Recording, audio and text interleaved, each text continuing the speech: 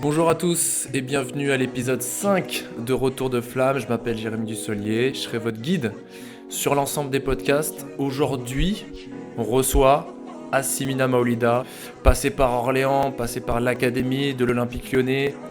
Elle joue désormais à Fleury 91 en D1 Arkema. Et avec elle, on est revenu sur la gestion de sa blessure, des ligaments croisés, le changement de mindset, maintenant qu'elle joue en D1 Arkema, la difficulté de devoir enchaîner les prêts, la difficulté d'être une jeune dans un club professionnel. Discuter de ça avec Assimina d'une manière très authentique, très humble, si vous la connaissez. Je vous laisse découvrir cet épisode, mais avant, je ne change pas les habitudes. Je vous demande juste de faire votre plus grande inspiration. Et votre plus grande inspiration est de profiter de ce bon moment avec l'épisode 5 des podcasts. Faut que tu fasses un petit clap assis sur cette caméra-là. Ouais. Tu fasses un petit clap.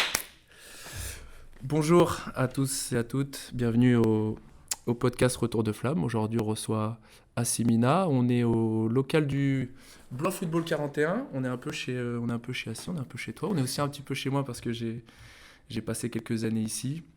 Mais voilà, déjà, je voulais remercier le club de nous avoir prêté les locaux pour faire cette interview. C'était important aussi pour moi de le faire ici parce que il y a un petit passif entre toi et le club et voilà, c'est là où tout a commencé. Donc c'était important pour moi de le faire ici. Première question ainsi parce que c'est une demande des internautes. Ils me disent souvent, vous ne présentez pas la personne à qui vous êtes, nanana. Donc j'aurais bien aimé la faire, mais finalement je pense que c'est toi la mieux placée. Est-ce que tu peux te présenter ainsi aux gens qui écoutent le podcast? Je m'appelle Assimina Maolida, j'ai 22 ans. J'ai commencé le foot au Blanc Foot 41, comme tu l'as dit, jusqu'à l'âge de mes 15 ans. Je suis rentrée en Pôle Espoir à l'âge de mes 15 ans, pendant 3 ans, de 2017 à 2020. Et en parallèle, j'ai joué à l'US Orléans, j'ai joué au Tour FC. Après le Pôle, j'ai signé à l'Olympique Lyonnais, mon premier contrat professionnel. Et ensuite, j'ai fait un peu toute la France, on va dire. Mhm. Donc, je suis partie en prêt 6 mois au Havre. Ouais. Ensuite, je suis revenue à Lyon. Je suis repartie en prêt pendant 1 an à Issy-les-Moulineaux. Je suis revenue à Lyon pendant 1 an. Et là, pendant 1 an et demi. Ok. Et là, depuis janvier, je joue au FC Fleury 91. Ok. Moi, j'ai envie de revenir directement pour aller dans le vif du sujet. J'ai envie de revenir sur ton époque à Blois. Et j'ai longtemps eu un débat en parlant de toi, j'ai longtemps eu un débat sur l'aspect technique, tu vois, et le lien avec le football de rue, où à chaque fois je disais, mais moi je crois pas qu'Assimina Maolida aujourd'hui, si elle est là, c'est parce qu'elle a fait des tours de plot, elle a contourné des piquets, elle est sautée par-dessus une haie.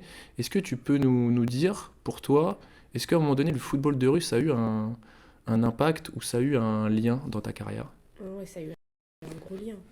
Moi, j'ai commencé le foot un peu grâce à mes frères et sœurs, parce Ouais. qu'ils ont toujours été dans le foot.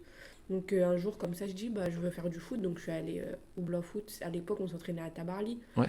Donc, je suis allée là-bas, mais j'étais nulle. J'étais nulle. Pourtant, je jouais un peu de temps en temps au City. Il est juste en bas de chez moi, Ouais. donc tout le monde le connaît, ce City. Mais j'étais nulle.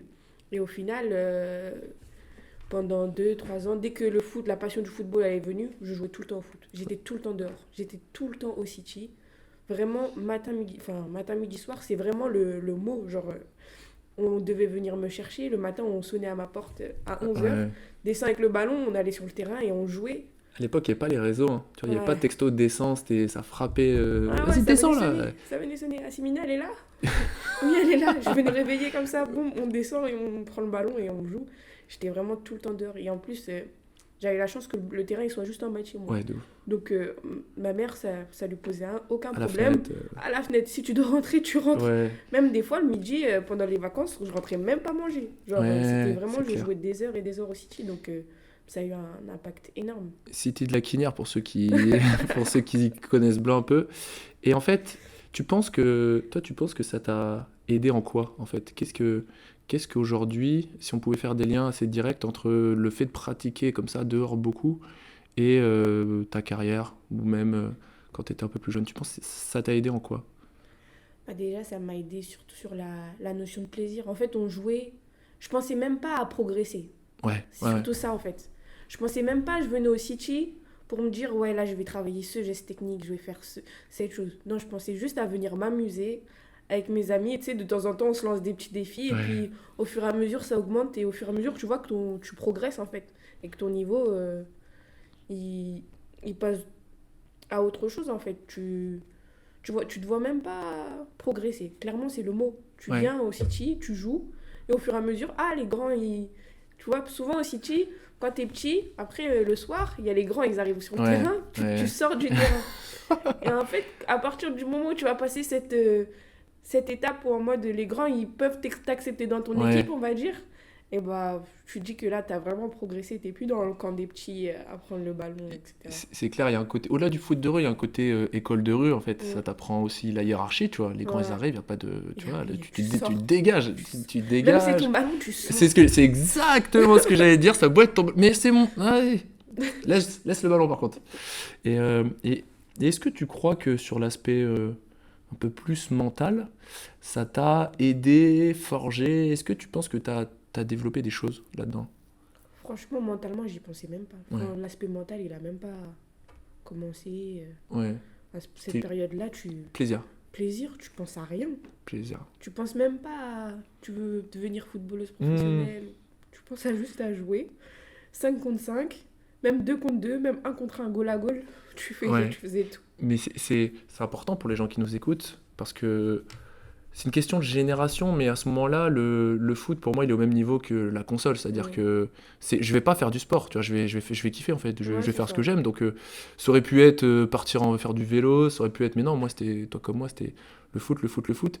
Là où pour les familles de maintenant, c'est peut-être une activité sportive, tu vois. Tiens, va faire du sport, on va faire du foot. Non, non, moi, c'était Ouais, pas on va faire du foot, tu vois, Et qui fait que, en termes de fréquence, de quantité d'heures, je dis souvent, entre un joueur, même s'il s'entraîne 3 fois semaine, 3 fois 1 heure et demie, tu vois, 4h30.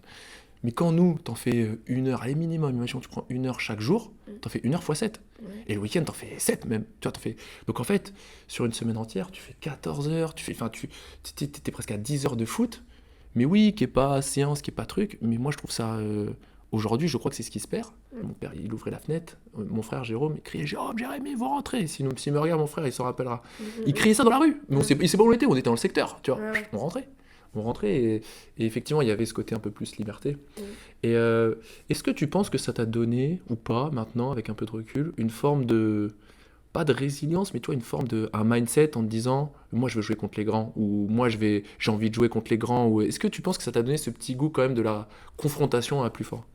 Ouais, ouais, franchement, ça m'a donné cette envie de... Déjà, l'esprit de compétition, Ouais, de toujours vouloir gagner, peu importe contre qui tu joues. ouais, Donc, ça m'a donné ça, même de faire, tu sais, un peu quand on était à l'école, CM1 contre CM2 et tout, ouais, bien sûr. cette idée d'aller battre les plus grands, de jouer toute la récréation, mais ton but c'est d'aller battre les plus grands. Peut-être ils vont gagner 4-5 fois dans la semaine, ils vont gagner Mhm. les CM2, mais tu vas gagner une fois, ça va Ouais, être incroyable. ouais, je suis d'accord. Incroyable. Est-ce que t'as, le mot c'est pas souffert, mais est-ce que t'as ressenti des difficultés le jour où t'as dû basculer complètement avec les filles, où t'as dû sortir de la mixité, là on vient un peu sur le pôle, sur Tours, Orléans, quand t'as dû basculer qu'avec les filles, est-ce que toi t'étais prête ou est-ce que t'as vécu ça quand même comme un moment difficile? Moi, ça allait, on va dire, parce qu'au Blanc Foot, on switchait souvent. On switchait souvent. Et j'ai commencé avec les filles. Et un jour, après, je suis passée avec les garçons, avec D'accord. Baptiste Joly. Ok. Et je suis passée, je crois que c'était vers les U11. Donc au début, c'était dur un peu de m'intégrer avec les garçons. Mais après, une fois que j'étais intégrée, c'était franchement mes meilleures années, je pense. Ils m'ont beaucoup appris. Et c'est ensuite repasser avec les filles, en fait, ça a été tout seul. Parce que au Blois Foot, bah, par exemple, quand il y avait Cap-Breton ou quand fallait qualifier les féminines, bah, tu passes avec les filles, tu jouais avec les Ok. filles un peu. Et après, tu revenais avec les garçons. Mais franchement, non, la transition, elle s'est bien faite. Surtout que arrivé au pôle, t'as vu le vrai niveau des filles. Ok. T'as vu un vrai niveau. Ok. Et sujet important quand sortie de pôle, Orléans, D2, etc. Et que là, sur le téléphone, tu vois que l'Olympique Lyonnais dit à Simina, nous on veut que tu viennes. Il se passe quoi dans la tête si on essaye de revenir maintenant sans prendre de recul? Qu'est-ce qui se passe dans la tête d'une joueuse qui est en terminale euh, quand l'Olympique Lyonnais veut que tu viennes? Écoute, bah, déjà, moi, c'est la dernière année de pôle, c'est l'année Covid. Oui, Donc, oui, ça s'est arrêté en mars, le pool c'était terminé, d'accord. même si on ne savait pas que ça allait se terminer comme ça. Donc, ensuite, je crois que c'est Sonia Bonpastor, à l'époque, était Directrice de l'académie. directrice de l'OL qui m'appelle et qui me dit, ouais, on est intéressé pour que tu viennes, etc. Et au début, moi, je réfléchis. Je vais pas te mentir, je vais pas te dire, ouais, j'ai direct dit oui, Hmm, non, je réfléchis parce que c'était pour revenir en U19, s'entraîner avec les pros, oui, mais revenir en U19, sachant que j'avais déjà fait 2 ans de D2. oui, oui, oui, oui, c'est vrai. C'est important Donc ça. finalement, Tu fais 2 ans de D2 à Orléans, 2 ans de D2 pour à les gens. Orléans, en Ouais. vrai, et j'étais en U16. Donc Ouais. j'étais U16, U17, non, U17, U18, Ouais. U17, U18. Donc en général, même quand tu allais en sélection, les filles, elles jouaient en U19 NAS, il y en avait pas beaucoup qui jouaient en D2 en fait. Et D2, tu joues contre des adultes, c'est pas la même chose. C'est chaque week-end, tu dois aller gagner le match, Hmm, tu dois te maintenir, tu es déjà dans cet esprit-là. Donc j'ai réfléchi et tout, et j'en parle à mes amis, je dis ouais, l'OL ils m'ont appelé, c'est une vraie opportunité, c'est l'OL. Enfin, voilà, mais j'ai joué 2 ans en D2, là ils me redemandent de revenir en U19, même si c'est m'entraîner avec la D1, j'ai réfléchi.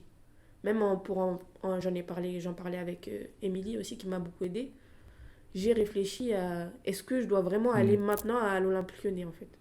Ok. Et avec du recul, comment tu as vécu cette première année? Entraînement groupe pro, week-end, compétition 19. Difficile de switcher de groupe ou finalement dans ton projet de formation, c'est ce à quoi tu t'attendais? Finalement après c'est allé tout seul, hein. Ouais. C'est allé tout seul. De toute façon tu vois que tu peux pas jouer. Tu vois direct. Tu vois, tu viens d'arriver, tu vois que tu peux pas jouer. Pareil, tu arrives à des Covid, donc les groupes ils étaient séparés, donc t'as pas encore la vision sur tout, sur toutes les joueuses en fait. Ouais. Mais il y a une chose qui nous a aidés, enfin je dis nous parce qu'on était un groupe de jeunes, on Ouais, va ouais. dire, quand on est arrivé à l'OL, c'est qu'on est arrivé l'année Covid, et en fait, c'est comme si tout le monde repartait À zéro. à zéro. Ok. Genre, t'as pas une. Tout le monde a arrêté de jouer au foot à ce moment-là. D'accord. Ouais, ouais. Tout le monde repartait de zéro. Et tu te dis, c'est maintenant que tu dois commencer à taffer et à à prendre Ouais. le train, parce que sinon, quand tu vas partir, tu vas jamais le C'est rattraper, en clair. fait. C'est qui à l'époque l'entraîneur quand t'arrives? C'est Jean-Luc Vasseur. Jean-Luc Vasseur, ok. Et toi, du coup, dès les premières séances, dès les premières semaines, tu te sens en dessous du niveau ou tu te dis je suis à peu près au même niveau mais un peu en retrait ou toi c'est quoi quand tu rentres chez toi le soir après la séance, tu te dis waouh, qu'est-ce que je fous là ou tu te dis quand même bon, j'arrive à répondre à la commande de la séance. Non, franchement, je pense que j'ai réussi à répondre, hein. Ok. J'ai suivi. Moi, ce qui m'aidait beaucoup, c'est que physiquement, vu que je sortais de pôle, 5 entraînements par semaine, etc., même si les filles, elles le faisaient beaucoup, enfin, je pense que niveau cardio et tout, j'assumais. Je Ok. pense, c'est ça qui m'a aidé. Ok. Donc, sur ça, on va dire que bah, je m'en suis bien sortie. Et après, techniquement, bah, là, tout va plus vite. Bon, au début, on n'avait pas le droit de faire du jeu pareil, parce que c'était les années Covid, mais tu sais, premier taureau et tout, tu te dis, ah ouais, Hmm. là, faut être concentré. Ouais. Ok. Là, il faut être concentré. Après, au fur et à mesure, tu sais, les filles, elles viennent te parler un peu. Elles disent, ouais, tu peux faire ça, ça. Et là, tu commences à prendre de la confiance et à prendre le truc. Et au fur et à mesure, bah, moi, je suis montée crescendo. Autant il y a peut-être des jeunes, direct, elles ont réussi à se montrer. Autant moi, c'est monté crescendo. J'étais peut-être celle qui avait on va dire, peut-être le moins de talent avec les. Parce que j'étais avec un. Il y avait Vicky Béchaud, Hmm. Alice Sombat, Inès Benyaya, Grace Kazadi, Hmm. Sally. Hmm, hmm, hmm. Euh, et peut-être que j'étais peut-être en dessous au départ, mais je savais que sur le long terme, j'allais avoir ma place, entre Ouais. guillemets. Rattraper le wagon, en fait. C'est la différence un peu entre peut-être le talent et le travail, tu vois. Il y a ceux Ouais. qui. Je dis souvent le talent il t'emmène haut, mais le travail il t'emmène loin. Mm. C'est-à-dire qu'avec le travail, tu peux aller loin. Et, euh, et quand tu vas en U19 le week-end, t'es t'es dans quel mindset? T'es- Euh, on est souvent redescendu parce que cette année-là, il y a le final 8 aussi. Oui. Donc, ça veut dire que le groupe de jeunes, un coup il est en pro, un coup il est avec les U19, un coup il est en pro. Même les entraînements, un coup il est en pro, un coup il est avec les U19. Et en fait, quand on arrive en U19, c'était on doit gagner, on joue tout ensemble. Hmm, Vas-y, venez, on gagne. On gagne tous les week-ends, on gagne. Et je crois que le premier match où on redescend en U19, c'était un match de prépa contre Nice. Ok. Et tout le monde, toutes les jeunes joueuses, elles ont joué. On a fait un match incroyable. C'était incroyable. Contre une des deux en plus. Et t'as que des jeunes. On avait âge moyen, je pense, c'était 16-17 ans, Ouais, genre. ouais. Donc on a fait un match incroyable. Et on a kiffé jouer tout ensemble à ce moment-là. Et même, je me souviens, Sonia et c'était Alex. Ouais, du jeu. Il nous avait dit, on a apporté un plus dans le groupe U19. Parce qu'on s'est dit, on vient, on travaille. Et après, si on doit retourner en pro, on retourne en pro. S'il y en a une qui doit remonter, elle remonte. S'il y en a deux, trois, et puis... À ce moment-là, y a pas, entre vous, il n'y a pas ce sentiment de concurrence? Non. Non? Franchement, avec ce groupe-là, non. Franchement, c'était celle qui est dans le groupe pro, on est heureuse pour elle. Si après, la semaine d'après, c'est une autre qui est dans le groupe pro, on est aussi contente pour elle et ça revient et on s'encourage entre nous. Et je pense que ça a fait la diff. Ok. Et comment tu... Je me rappelle à l'époque, je te suivais un peu à la télé, tu vois, quand Lyon jouait et que tu étais dans le groupe. Je me rappelle, je regardais sur Canal. Et moi, c'était mon sentiment, mais je me rappelle, il y a une période où toutes les centrales sont blessées, tu vois. Et le coach décale des milieux de terrain en centrale. Et je me dis à ce moment-là, j'ai jamais pu te poser la question, tu vois, mais comment toi tu vis ces moments-là où tu joues presque l'avant-dernier de la D1 et quand même tu rentres pas à ce moment-là, toi tu le vis comment? Ah ouais, franchement, ça a été dur, hein. On était deux defs centrales à ce moment-là. Il y avait aussi Alice Sombat avec moi. Oui. Donc, genre que ça soit moi ou elle, personne n'est rentré. Ouais, Du c'était coup, clair. franchement, en vrai, tu te dis, ah ouais, Ouais. c'est vraiment, Ouais. c'est donc ça. Après, il faut comprendre que même si tu dois lancer les jeunes, et maintenant, tu vois, ils lancent un peu plus les jeunes, Ouais. elles ont un peu plus de temps de jeu, Ouais, et ça, ouais. c'est top. Et bah, à l'OL, t'as la pression du résultat. Mm. L'OL, tu peux pas perdre. C'est clairement le mot. En fait, à Mm. l'OL, c'est compliqué. T'es coach, entre guillemets, t'as pas le droit de perdre. Parce que tu sais pas ce qui peut arriver demain. Et J'en, ça parle vite. Ça parle vite. j'en parlais souvent. J'ai deux exemples, à la fois mon cas personnel où je me retrouve l'année où je suis à l'OL en U15F, je gagne un tournoi. Mais tu vois, dans ma tête, je me dis, bon, tu vois. Et je rentre à l'académie et je vois beaucoup de gens me disent, Jérémy, attention, c'est important de gagner les tournois. Je dis pourquoi? Ils disent parce que c'est ton nom, c'est la catégorie, tu gagnes le tournoi. Et tu vois, et les gens, à un moment donné, c'est ce qu'ils regardent. Les gens, ils peuvent pas voir, toi, est-ce que tu as bien fait ta sortie de balle à 2, à 3, hein. Eux, à la fin de la fin, ils prennent le téléphone, ils regardent la notif. Lyon a gagné le tournoi. Donc, cette nécessité de résultat, elle est Ouais. très très importante quand tu es coach. Ouais. Et moi, je l'ai vécu qu'à l'académie, hein, U15F. Ouais. Mais quand demain, effectivement, tu joues l'avant-dernier de D1, mais moi, je suis derrière ma télé, je me dis, mais fais rentrer Simina, allez, il reste 10 minutes, fais rentrer. Sauf que oui, aujourd'hui, il te fait rentrer, je sais pas, hein, il te fait rentrer CSC, Ouais, égalisation. Il y a quoi? Lui, il va dire, oh, mais non, j'ai fait rentrer Non, ben non, on va dire, D'accord. toc toc toc, on peut parler. Et ça, je pense que de l'extérieur, bah, forcément, on s'en rend pas compte. Ouais. Et toi, effectivement, je pense que ça peut être drôle de l'apprendre à tes dépens à ce moment-là. Ouais. Tu arrives à garder à ce moment-là, tu gardes un mindset le lundi quand il faut retourner en séance. Tu as le mindset où chaque fois que ça arrive, ça te met un coup d'arrêt. Franchement, je me prenais pas la tête. D'accord. J'avais Studio Paul, donc du coup, j'avais 18 ans. Mmh. On était là, dans tous les cas, ça allait être dur. Ouais. T'as des grands noms devant toi, hein. Mmh. En plus, Def Central, c'est pas un poste où tu changes facilement. De Attaquant, ouf. tu peux changer, tac. Et en plus, même parfois, Les il y a attaques. un match, le souvenir 9-0, Mmh. les jeunes attaquantes, elles sont pas rentrées. Mmh. Donc bon, Ouais. tu vois, c'est un peu compliqué, dans le sens où Def Central, tu sais que tu peux pas changer comme ça. Tu peux te lancer, il y en a, ils ont eu de la chance, ils ont été lancés et c'est monté d'un coup. Mais tu peux pas changer comme ça. Et après, revenir à l'entraînement, les entraînements à Lyon, ils étaient trop bien. Ouais. Ouais, franchement, c'était pur plaisir. Je revois une interview il y a 2 jours d'un jeune du PSG qui dit malheureusement, il dit au PSG, je progresse plus en séance qu'en match. Il dit en séance, il dit les séances, et je ne sais plus quelle joueuse de l'OL l'a dit il y a 3-4 semaines, mais certaines séances étaient plus dures que les matchs. Ouais. Non, mais Et je ouais. me dis, c'est waouh, waouh, waouh, waouh. Ah ouais, parce Donc, qu'elles ont tout le temps envie de gagner sur le terrain. Déjà, tu fais beaucoup de jeux. Donc, comparé aux autres équipes, moi j'ai été au Havre, à Issy-les-Moulineaux, où tu vas faire plus de la tactique ok, pour préparer le match du week-end. bien sûr. L'OL, vu qu'ils sont au-dessus, ils font que jouer. Ok, Que jouer, ok, que jouer, ok, que ok. jouer. Ça veut dire que aux entraînements, tu fais beaucoup, beaucoup de jeux. Et forcément, tu peux que prendre du plaisir qu'en faisant Ouais, du jeu et tout. ok. Tu travailles techniquement, tu travailles toutes tes bases, on va dire, pour être meilleur dans ta qualité de jeu, quoi. Ok. Donc, c'était top. Est-ce qu'il y a une joueuse lors de ton passage à l'OL qui t'a marqué sur le mindset? C'est-à-dire une joueuse, quand tu t'entraînes avec elle, tu te dis waouh, waouh, ah ouais, moi j'ai envie de ça m'inspire. Ah, il y en a trop. Ouais. Si tu devais choisir une joueuse, tu t'es dit, elle, non, elle en séance, c'est trop. Chaque séance, tu vois, ce qu'elle incarne dans les valeurs et tout, c'est. C'est Janice Kaiman. Ok. Parce que elle a vraiment. Franchement, nous, on était là, on se disait, on jouait pas les jeunes. Hmm. Et des fois, tu sais, on était un peu en mode. On va Ouais. jamais jouer à l'OL. Hmm. Mais Janice Kaiman, elle joue. Enfin, parfois, elle était pas Ouais, dans le groupe, ouais. parfois, elle était dans le groupe. Et pourtant, à l'entraînement, elle était là, elle se donnait à fond. Ouais. Genre, elle se donnait. Elle était là pour les autres, pour l'équipe et tout. Et ça, c'est important d'avoir une personne comme ça dans ton équipe, je pense. Et elle aussi, elle fait partie des personnes qui m'ont vraiment marqué à l'OL. Ok.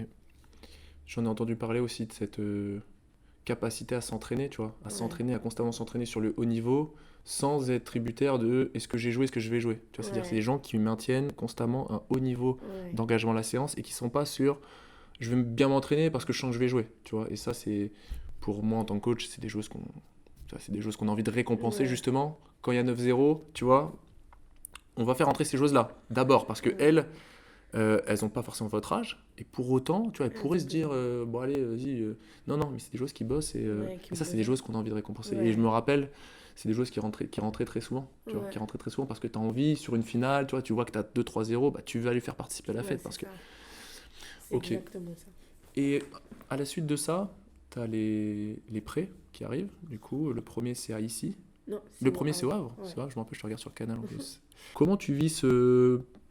Je pense que, sans orienter ta réponse, est-ce qu'il n'y a pas un petit deuil à faire quand tu sors des installations, des infrastructures, du truc, et que finalement, même si aujourd'hui le Havre a un projet aujourd'hui très ambitieux, mais est-ce qu'il n'y a pas un petit côté waouh, dur? Ils ont des bonnes installations, hein. Franchement, le Havre, c'est Hmm. centre de formation reconnu. Donc, Hmm. non, franchement, des bonnes installations. Kiné, doc. T'allais au terrain, tu t'entraînais le matin, tu revenais, t'avais musculation, t'avais la salle de muscu à disposition. Ok, Donc, en vrai, les installations, ça a été top. ok, C'est ok. pas l'Olympique Lyonnais, franchement. Ouais, Mais c'est vraiment top pour un club de D1. ok. Et à ce moment-là, tu reviens et tu repars, ou tu reviens, tu restes un peu? Comment ça se passe à ce moment-là? C'est-à-dire, Après le Havre. après Le Havre, en fait, je suis revenue parce que Le Havre descendait en D2. Donc, je voulais repartir en prêt aussi pour jouer en Ouais. D1 parce que je savais que c'était Sonia qui avait pu. Il n'y avait pas forcément à avoir de possibilité aussi. La concurrence allait être toujours là. Et ensuite, après que tu as joué, tu ne peux pas revenir et ne pas jouer en fait. Hmm. Du coup, je voulais repartir et je voulais rester au plus haut niveau, enfin au plus haut niveau en D1 quoi. Donc Le Havre, même si c'était une expérience qui m'a plu et qui souhaitait que je reste en D2 Ok, pour refaire la remontée, bah, je voulais absolument partir en D1. d'accord. Donc c'est pour ça. Donc je suis revenue, le temps de trouver un projet parce que le mercato il s'est fini aussi, hein, ça a été Hmm. long. Il y a eu les descentes par rapport au DNCG, il fallait attendre, etc., etc. Donc c'était compliqué. Et donc bah, je suis revenue à Lyon, j'ai fait la prépa avec l'OL et après je suis repartie à Issy-les-Moulineaux. Ok. Ici les Moulineaux, je me rappelle, on se croise lors du dernier match, c'est ici Lyon, je crois, où Lyon fête son titre à Lyon, Ouais, je crois. Et à ce moment-là, toi, t'es en béquille. ouais. Si on doit revenir sur cette période-là, pour recontextualiser aux gens, rupture des ligaments croisés, Ouais. euh, j'ai envie de dire, pas une joueuse de plus, mais c'est un sujet. Et d'ailleurs, je pense qu'on aura un podcast là-dessus, avec en plus quelqu'un qu'on connaît ensemble.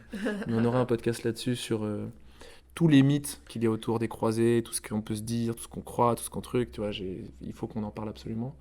Comment toi, comment ça se passe déjà à très court terme, sur les 3-4 jours après la blessure? Bah, franchement, cette blessure, elle est arrivée pour clôturer la saison qui était pas bonne pour moi. D'accord. C'était pas une Comme bonne un symbole, saison. ouais. Et du coup, on va dire que finalement, je me suis blessée. Et sur le terrain, je savais que c'était bizarre. Parce que moi, je suis pas une personne qui me blesse beaucoup.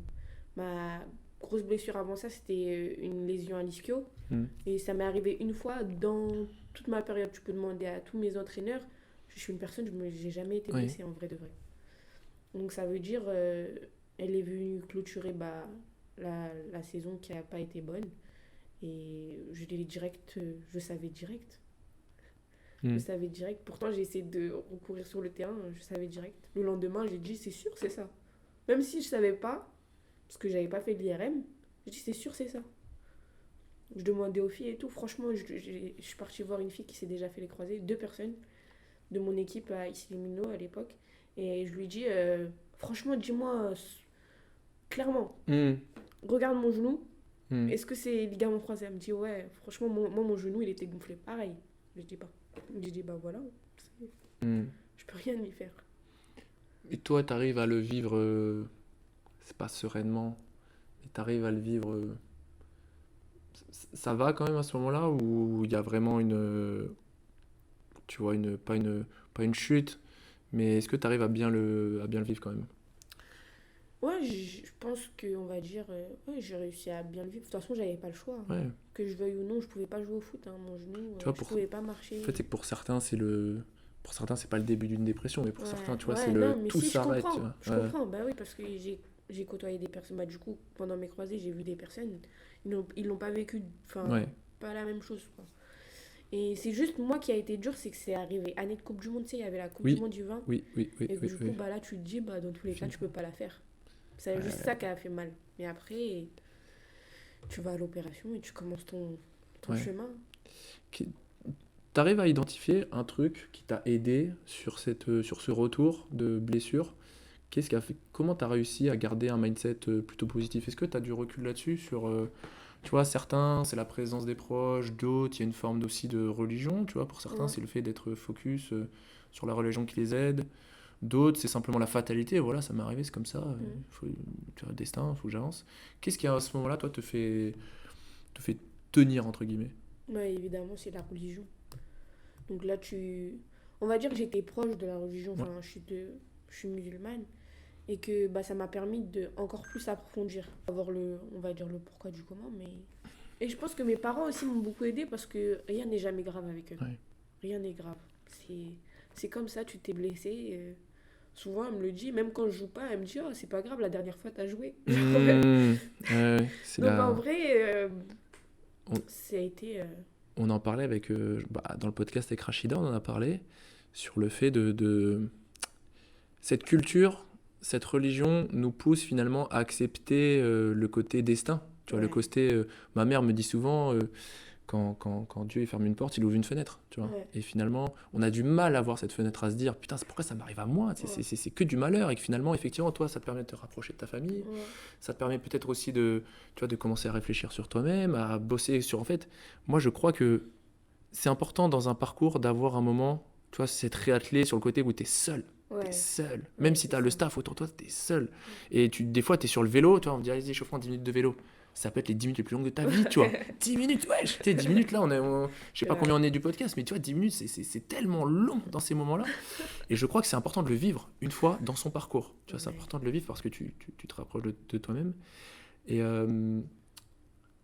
est-ce que, est-ce que à ce moment-là, tu dirais que à la suite de ton retour, tu te dis que tu reviens aujourd'hui, tu te dis que tu reviens plus forte, ou à l'inverse, tu te sens un peu plus fragile depuis cette blessure-là? Non, je reviens, ouais, on va dire plus forte. J'ai changé de mentalité en plus. Ok.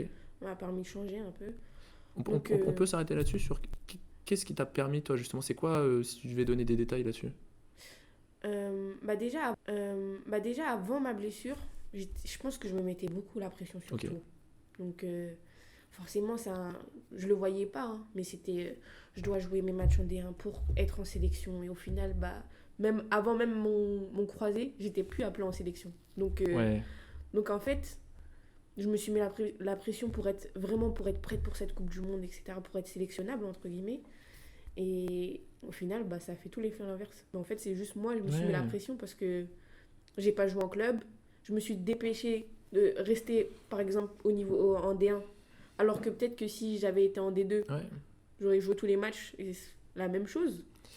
Donc, je me suis mis la pression à je veux être en D1, je veux aller en équipe de France, je veux ça, je veux ça, je veux ça. Et au lieu de voir mon bien-être avant tout, entre guillemets. C'est un vrai message que tu passes parce que les joueuses avec lesquelles j'entraîne, il y a une nuance entre tenir bon et lâcher prise. Et finalement, des fois, ce qui t'emmène ce que tu veux, c'est de lâcher prise en fait. C'est de dire, je leur donne souvent l'image de, elles n'arrivent pas à avancer, elles ont un poids dans la main, tu vois, et elles essayent de changer de main, tu vois, de le mettre sur l'épaule, de le mettre sur la tête, d'avancer. Et je dis, mais à un moment donné, si tu veux avancer, c'est de lâcher prise, c'est de lâcher ce que tu as, qui finalement va te faire avancer, peut-être pas dans la direction que tu voulais, mais au moins tu vas avancer, et derrière, on verra.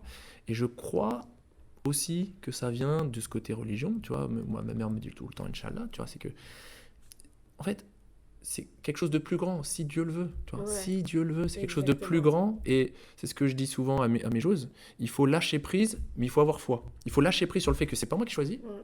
Par contre, j'ai foi, c'est-à-dire, moi je dis souvent, comprendre. je vais aller vers les États-Unis, je suis sur mon bateau, je vais aller vers les États-Unis, mais si le vent il décide à un moment donné de m'emmener vers, je sais pas, la Suisse, le truc, et bah tant pis. En fait, On va il faut que j'aille par prendre. là, Et après, et pourquoi on remet le cap. Et si Exactement. jamais on va par là, on remet le cap, tu vois. Exactement. Et ça, les joueuses, elles ont du mal quand elles voient Ouais. que finalement le bateau il dévie un peu. Elles essayent de ah non non non non non non non on va par là. Laisse, tu vois, il faut laisser la vie voir si elle t'emmène dans une blessure. Et bah écoute, Ouais. il faut que tu deviennes plus résiliente, il faut que tu aies un mindset, etc.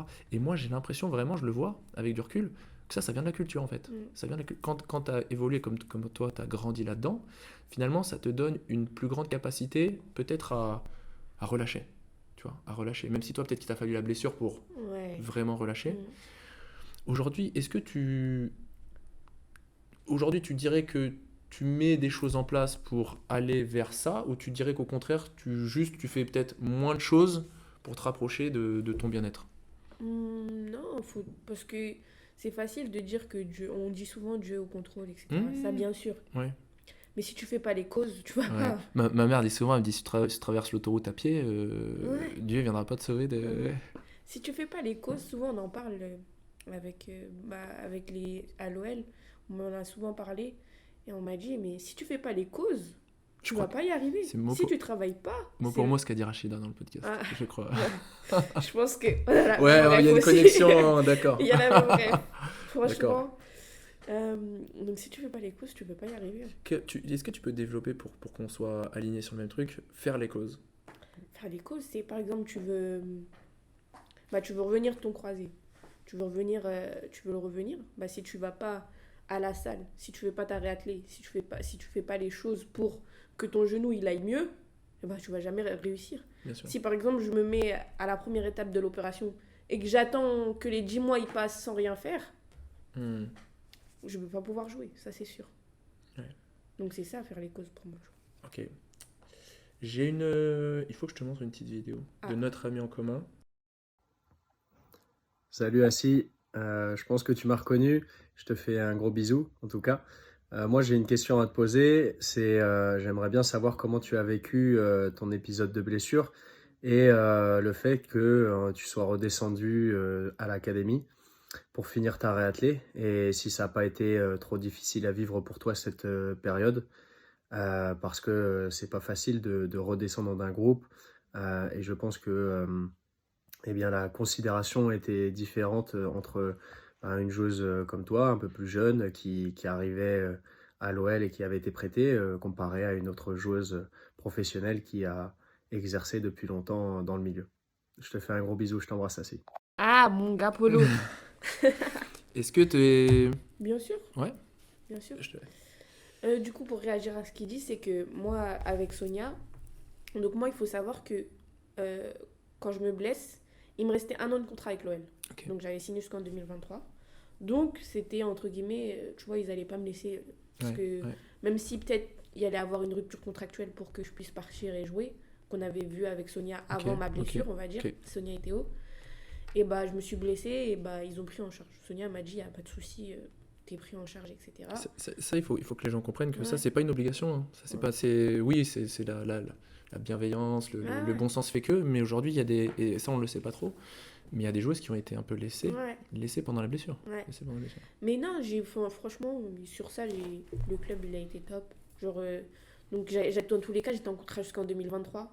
Donc, j'avais 1 an de contrat. Donc, autant revenir. On avait dit que si, au bout de 6 mois, je revenais, si je mettais 6 mois à revenir, pourquoi pas, on sait jamais.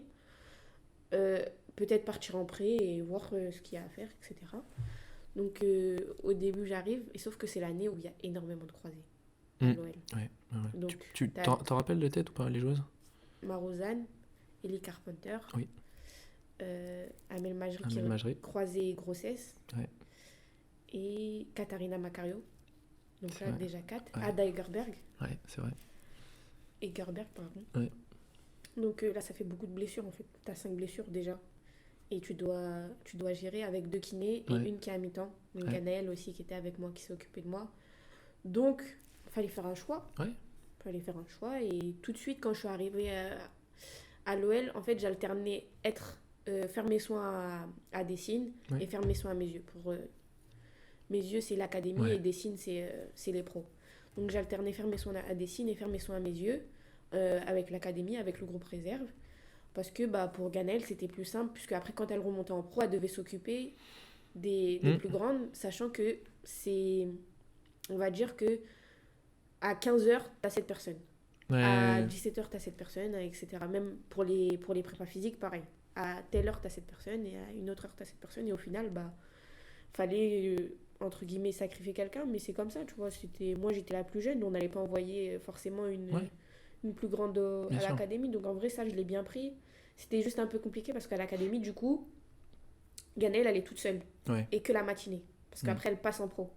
Donc c'était un peu plus dur. Tu dois gérer les blessés et tu dois gérer celles qui vont à l'entraînement, faire les straps, etc. Ouais, etc. bien sûr. toute seule. Donc c'était un peu galère. Donc au final, après, ça s'est fait tout seul. Parce que Ouais, naturellement. naturellement, en fait, ça a été plus ça s'est fait vraiment tout seul. Et je pense que là où ça a été plus dur, c'est qu'en fait, il y a une période de mon croisé, je faisais que les soins et la réathlée en pro. Ouais. Donc en pro, comment c'est géré comparé à l'académie, c'est que Paul, par exemple, il était tout seul avec moi. Et on allait courir, par exemple, ou faire les appuis, ou faire la muscu. Et qu'après, il me quittait, il allait peut-être avec Maro. Tu vois. Ouais. C'était vraiment tout seul, c'était pas en groupe. Alors qu'à l'académie, tu travailles en groupe. Tu travailles même avec les garçons. Ok. Ouais. Tu travailles en groupe et tout. Tu travailles avec ceux à peu près avec qui tu es au même temps de la blessure, on va dire. Ok. Donc, tu travailles différemment et tu travailles vraiment tout seul. Donc, je pense, pendant 4 mois, j'étais toute seule en soins avec Paul. C'était dur, hein. C'était l'après-midi, tu croises pas les filles, parce qu'elle s'entraîne le matin. Et t'es que entre toi et lui et moi. Plus Ganel qui était là aussi au cas où si j'avais un problème. Mais c'est la partie où Ganel, elle s'occupait plus trop de moi, parce que, en fait, sur le croisé, pendant 3 mois, je pense que t'es avec que les kinés, t'es moins avec le prépa physique. Et après, t'as la partie où t'es vraiment que avec le prépa physique. Et comment tu vis cette période-là, justement, où t'es seul tout avec, Les... avec Paul, tu vois? Comment ça? Écoute, tu dois le vivre. Hein. Ouais. Tu dois le vivre, t'es là. En plus, moi, j'étais souvent l'après-midi et souvent, il y avait Katharina Macario qui était en même temps que moi. Il y avait Amel Majri aussi qui était en même temps que moi au départ, parce qu'après, elle a vite repris par rapport à moi. Et tu vois, tu sors de l'entraînement, tu croises personne. Ouais. Il fait nuit. Tu commences l'hiver, il commence à arriver. Tu sors de l'entraînement, il fait nuit. Tu sors du centre d'entraînement, il fait nuit. Tu as commencé à 13h, tu finis à 17h. Tu te dis, ah ouais, là c'est dur. Ouais. C'est compliqué, tu es tout seul. Moi, j'étais en coloc avec Alice. Alice, elle avait déjà fini sa journée. Tu vois, t'es tout en décalé en fait. Ok. Ou par exemple, elle avait entraînement le matin, je dis, et ils veulent faire un truc l'après-midi par exemple, tu sais, sortir ou toi, tu aller se balader. Ah non, j'ai soin. C'est cuit. Putain. C'est cuit. Genre, c'était vraiment là, c'était le moment où il fallait être focus blessure. Ok. Focus. Et finalement, après, je suis repassée à l'académie. Et là, en vrai de vrai, l'académie, même si c'est pas facile, même comme il a dit, t'es pas traité de la même façon qu'une grande, on va dire. Pas traité de la même façon qu'une fille qui a beaucoup plus d'expérience. Ça, je le comprends. J'ai pas repris avec les filles. Genre, même le travail technique, j'ai pas pu faire avec les pros. Donc, franchement, tu te dis, parce que en haut, il y a tes copines aussi. Ouais, donc tu te dis, j'aimerais trop revenir jouer avec mes copines, faire juste le travail technique avec mes copines et tout. Alors qu'à l'académie, c'est les jeunes, c'est moins... C'est ce que tu as vécu il y a maintenant 2 ans à ce moment-là, tu vois. Tu l'avais vécu il y a 2 ans. Enfin, on est 1 an et demi, 2 ans, tu vois, donc il y a un petit retour en arrière qui est pas... Ouais, c'est ça, qui est pas facile. Et encore, quand ce retour en arrière, on a toujours été en groupe, avec notre groupe de jeunes, on va dire. On a toujours été en groupe et là c'était vraiment en mode, là on m'a isolé. Tu vois, on m'a isolé. Je pense que c'était ça le plus dur. Mais au final, quand je suis repassée à l'académie, j'ai tout de suite vu que je prenais archi du plaisir. Parce que déjà, t'es plus toute seule. J'étais avec Ilona Dacosta, Lisa Rouillet, elles aussi, elles étaient dans le parcours des croisés, elles étaient en avance sur moi. Ouais. Elles me disaient, ouais, ça, moi, j'ai eu mal à ça, et tout ça, Ouais. tout ça. Et donc, elles donnent leur ressenti et tout. Et au final, tout ce qui était kiné, bah, je faisais avec elles. On était 3, on s'encourageait. Ensuite, tu passais avec Paul, tu faisais avec les garçons, la réathlée. Tu faisais le circuit de passe et tout. C'est un peu plus réaliste que quand tu es toute seule, en fait, finalement. Tu fais circuit de passe avec les garçons, tu es un peu dans le truc, tu te rapproches du terrain, en fait. Ouais. Et finalement, la transition, elle a été dure au début, mais après, j'ai vite réalisé que c'était top. Je sais pas si je le mettrai dans le podcast, mais il y a une légende qui dit que tous les jeudis matin, il y avait cours de kizomba avec Paul. C'est vrai ou pas? C'est pas tous les jeudis matin. C'était quand? Tous les jours où il y avait salle, on prenait l'enceinte. Il y avait un petit... C'était pas kizomba. C'était un peu de zouk parce qu'il aime beaucoup ça. Non, d'accord. Après, franchement, c'était top. Ok. Ça allait. Pour aller gentiment sur la fin du podcast et de ton parcours, quand tu reviens, je revois, tu vois, le post que tu fais sur Instagram. C'est touchant ces moments-là, tu vois, ces moments de retour sur le terrain, c'est symbolique et c'est important. Comment tu vis ce petit bout de fin d'aventure à Lyon, tu vois, ces derniers mois, ces derniers matchs? Est-ce que tu sais déjà quand tu reprends que tu vas bientôt partir, ou est-ce que tu fais en faisant et à un moment donné l'opportunité s'offre? Comment ça se passe? Rien à voir. Déjà, moi, j'ai mis beaucoup plus de temps que toutes les pros. J'ai mis 10 mois, j'ai mis 10, presque 11 mois à revenir, presque un an en fait. C'est important que les gens entendent ça, tu vois. Presque tout le monde vise 6-7 mois, tu vois, en croyant qu'on a le corps pas comme les autres, tu vois. Mais chacun a son rythme. À son rythme. Franchement, je dirais que j'ai compris qu'il fallait pas que je regarde les autres et que c'était que moi qui... Donc j'ai mis 10, 11 mois à revenir et jouer en R1. Donc j'ai joué 10 minutes, ensuite 15 minutes, ensuite 20 minutes. Et en fait, à la fin, t'as même pas le temps de savoir si tu peux partir parce que j'étais en fin de contrat à l'OL. Ouais. Donc tu commences un peu à regarder. Après, sachant que moi, pendant mes croisés, j'ai pu travailler avec mes agents. Parce que j'estimais que c'était la fin du truc. Il fallait que je passe à autre chose. Okay. Là, ça y est, mon croisé, il faut que j'oublie tout ce qu'il y avait derrière. D'accord. Et que je trouve un autre truc. Donc je rejoins en R1. Et forcément, quand je commence à chercher des clubs et tout, même si j'ai un nom, même si j'ai joué en D1, même si j'ai nombre de matchs en D1, joue à ce moment-là. Elle joue à ce moment-là, j'ai pas de temps de jeu. J'ai zéro temps de jeu, j'ai joué 5, 10, je crois j'ai fait 3-4 matchs en fin de saison, et je crois mon plus haut c'était 70 minutes. D'accord. Donc ça veut dire, tu vas partir où? Même j'ai joué en D1, tout ça c'est oublié, t'étais blessé. Donc je me suis dit là comment je vais faire, fin de contrat, comment je vais faire et tout. Et au final, Sonia, même si j'étais censée partir, elle m'a dit si tu veux rester, c'était juste mon problème de contrat, si tu veux rester, mais tu seras avec la réserve par contre. Donc j'ai dit écoute, on va revenir à la case départ, on va jouer. Du coup là elles sont montées en D3. Donc je me suis lancée et Sonia, j'ai dû juste, tu vois, après ça a été forcément contractuellement, t'as pas le même salaire que le joueur de D1, donc j'ai dû baisser mon salaire. Mais sinon 4-5 mois en D3. 4-5 mois, jusqu'à 6 mois. Je savais même encore à janvier, je savais pas que j'allais partir. D'accord, ok. Pour moi, je partais pour un an en D3. Je trouve qu'il y a une belle leçon dans ça, tu vois, il y a une leçon sur l'humilité en fait. L'humilité de te dire, l'humilité elle est financière, dans le fait de baisser, elle est sportive, dans le fait de te dire, moi j'ai envie de jouer en D1, j'ai joué en D1, mais je vais pas jouer en D2, je vais jouer en D3, tu vois, en dessous du niveau dans lequel tu as joué avec Orléans. Et il y a même l'humilité dans le mindset de se dire, écoute, tu vois, là, finalement, la question de l'ego, la question du statut, les copines, elles passent à la télé, toi, t'es là. Et finalement, je trouve que tu fais preuve d'une énorme humilité. Et j'ai même envie de te dire, je vais te dire la vérité. J'ai envoyé un message à notre ami Kessia hier. Je lui ai dit, si t'avais 3 mots, pour décrire Assis. Kessia, les 3 mots qu'elle m'a donnés pour décrire Assis, elle m'a dit détermination, fidélité et sérieux. Tu vois, détermination, fidélité et sérieux. Et moi, tu vois, si je vais mettre un 4e mot, à la hauteur où on se connaît, c'est ça, c'est l'humilité, tu vois. L'humilité de te dire, finalement, tu vois, je me rappelle, les gens étaient invités partout, là, quand tu étais à Lyon, tu venais faire les trucs, humilité. Et là, finalement, de te dire, c'est facile d'être humble quand on a réussi, tu vois. Et d'être humble quand t'as le survêt, c'est facile, tu vas dire, oh non, tranquille et tout. Mais d'être humble quand on te dit, écoute, tu vas repartir en D3, tu vas avoir un rôle de cadre, un rôle de capitaine, je crois. Même milieu de terrain contre Orléans. Un rôle de cadre, un rôle de capitaine, et d'emmener les autres là où toi, on t'a emmené, je trouve que c'est une énorme humilité, et qui fait que de lâcher prise, on en revient, tu vois, de lâcher prise avec humilité, bah, finalement ça t'emmène l'opportunité Ouais. il n'y a pas que ça, il y a aussi le talent, il y a aussi le travail, le truc. Mais finalement ça t'emmène l'opportunité que t'as aujourd'hui à Fleury. Mm. Et si tu devais, ce sera l'avant-dernière question, si tu devais aujourd'hui faire un petit temps d'arrêt sur comment ça se passe, cette nouvelle vie à Fleury, aujourd'hui, voilà, de manière générale, comment tu te sens en ce moment à Bah, Fleury? tu sais, on a abordé la question de la pression tout à Ouais. l'heure. Où, genre, je pense qu'avant, je me mettais beaucoup la pression et que le fait que cette blessure elle soit arrivée, ça a été cette coupure pour me dire le foot, c'est que du plaisir à la base. Ouais. Donc, déjà, quand je suis revenue en Détroit, moi, tu m'as parlé de brassard, de capitaine. Je suis même pas venue chercher ça. Je suis Ouais. juste venue chercher. Laisse-moi jouer. Jouer. En plus, chaque jour, quand je venais de reprendre, je voulais tout le temps aller à l'entraînement. Et Ouais, pourtant, je suis avec l'académie. Je suis même pas. Ouais. Je voulais tout le temps m'entraîner. Et donc, pour moi, ça a été simple de reprendre ça. Et ma nouvelle vie on va dire, à Fleury, c'est pareil. Je suis restée sur la mentalité de la Détroit. Ouais. C'est, s'il me fait jouer, fais-moi jouer. Ouais, je serai ouais. là, je serai présente. Ouais, S'il me fait ouais. pas jouer, t'inquiète. Les filles, je suis archi contente pour elles. Si elles gagnent, par exemple, elles ont gagné contre le PFC, je suis pas rentrée, mais j'étais super contente. Ouais.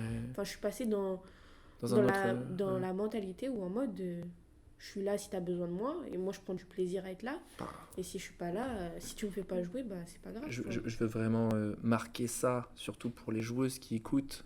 Et je veux même, on a discuté avec Antoine, que tu as eu Ouais. en Détroit, et toi qui m'as toujours dit, tu vois, et à chaque fois que je voyais, je lui citais des joueuses, et à chaque fois qu'on parlait de toi, il disait, ah non, si.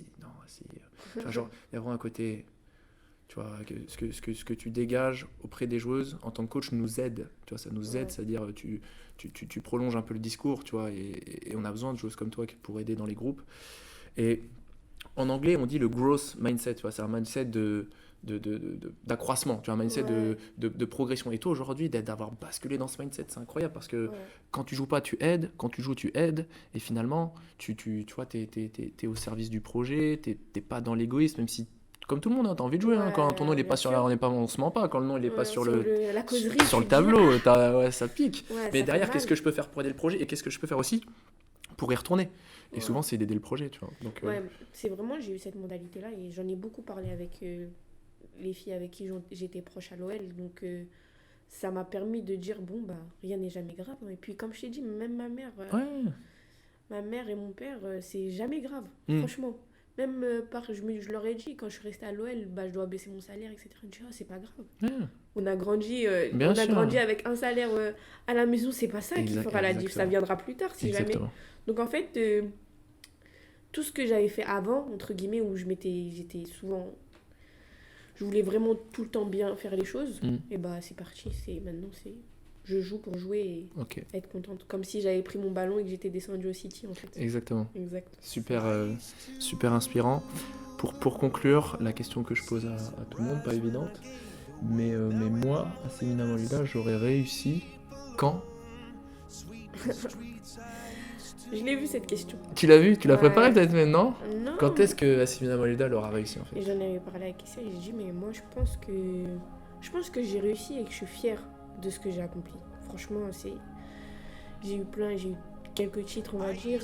Franchement, je suis fière. Et si, par exemple, on prend l'exemple, si demain le foot ça s'arrête, je suis contente de ce que j'ai fait. Vraiment. Alors que peut-être avant mon croisé, je t'aurais pas dit ça. Mais là, je suis archi fière de ce que j'ai fait. Mais ça ne m'empêche pas que je vais vouloir faire des causes Bien sûr, pour aller bien chercher sûr, des bien titres. sûr, bien sûr, bien sûr. Pour aller chercher des titres, je vais vouloir faire des causes. Avec Fleury, j'espère. Mais j'ai réussi, je pense. Terrible, terrible. Merci beaucoup, Assi. Merci beaucoup. Pour conclure, je vais pas répéter tout ce qu'on a vu avec toi, mais c'était très inspirant. J'invite les gens à partager. Tu parlais de faire des causes. Peut-être que ce partage, et c'est pas pour... effectivement, c'est pour aider ma page, pour partager pour truc, mais demain, ce genre de discours, c'est important pour construire son mindset, tu vois, pour avant les matchs, lorsque c'est dur. Voilà. Aujourd'hui, tu as eu un mindset, je pense que tu as vécu assez de choses qui auraient pu te donner envie d'arrêter, en fait. Tu te dis, Ouais. c'est quoi, à un moment donné, tu vois, les prêts, la blessure. Et aujourd'hui, tu es encore là, au-delà du fait que tu joues en D1, mais aujourd'hui, tu as l'air d'être structuré dans ta tête, et parce que tu as ce mindset, et ça, c'est pas tombé du ciel, tu vois, c'est une éducation, c'est un truc, c'est des fois se parler à soi-même, tu veux dire, non, on switch. Ouais. Et pour ça, je vais te remercier. Merci, je vais te remercier pour conclure là-dessus.